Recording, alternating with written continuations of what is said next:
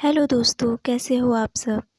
आज story teller में आप सभी के लिए हम एक नई कहानी लेकर आए हैं जिसका नाम है बस की यात्रा। हम 5 मित्रों ने तय किया कि शाम 4 बजे की बस से चले। पन्ना से इसी कंपनी की बस सतना के लिए घंटे भर बाद मिलती है, जो जबलपुर की ट्रेन मिला देती है। सुबह घर पहुंच जाएंगे।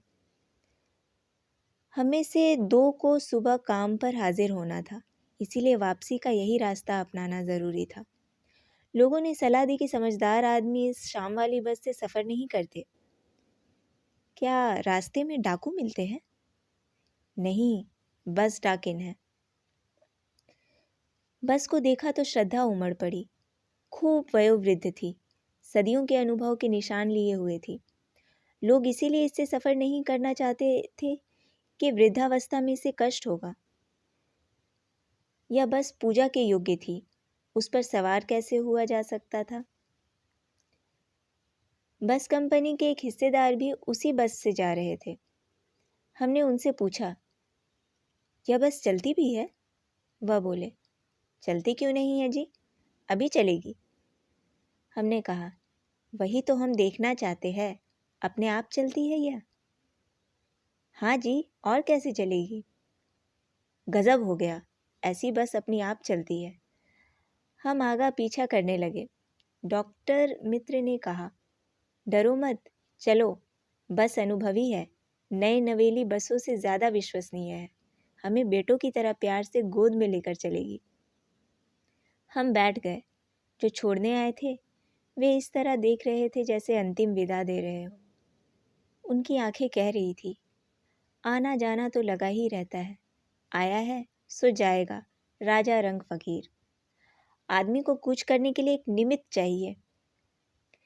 इंजन सचमुच स्टार्ट हो गया, ऐसा जैसे सारी बस ही इंजन है और हम इंजन के भीतर बैठे हैं। कांच बहुत कम बचे थे, जो बचे थे उनसे हमें बचना था। हम फौरन खिड़की से दूर सरक गए। इंजन चल रहा था, हमें लग रहा था कि हमारी सीट के नीचे इंजन है।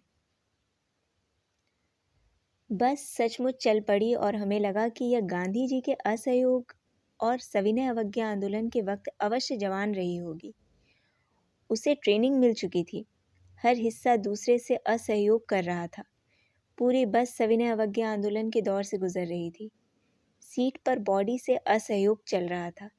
कभी लगता सीट बॉडी को छोड़कर आगे निकल गई है, कभी लगता सीट को छोड़कर बॉडी आगे भागी जा रही है। 8-10 मील चलने पर सारे भेदभाव मिट गए। यह समझ में नहीं आता था कि सीट पर हम बैठे हैं या सीट हम पर बैठी है। एकाएक बस रुक गई। मालूम हुआ कि पेट्रोल की टंकी में छेद हो गया है। ड्राइवर ने बाल्टी में पेट्रोल निकालकर उसे बगल में रखा और नली डालकर इंजन में भेजने लगा।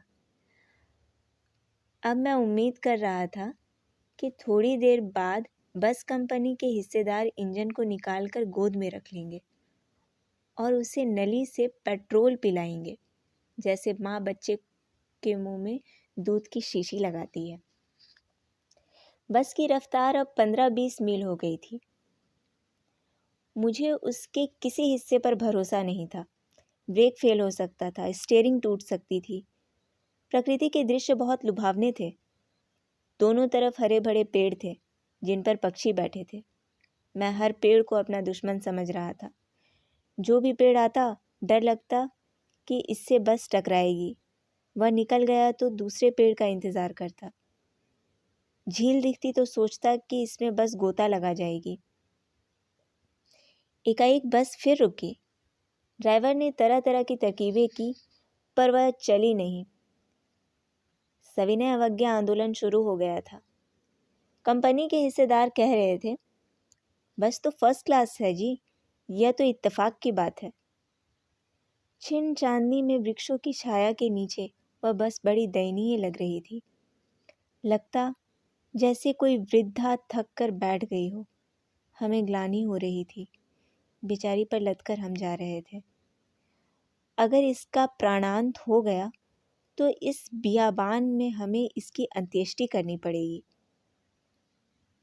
हिस्सेदार साहब ने इंजन खोला और कुछ सुधारा। बस आगे चली।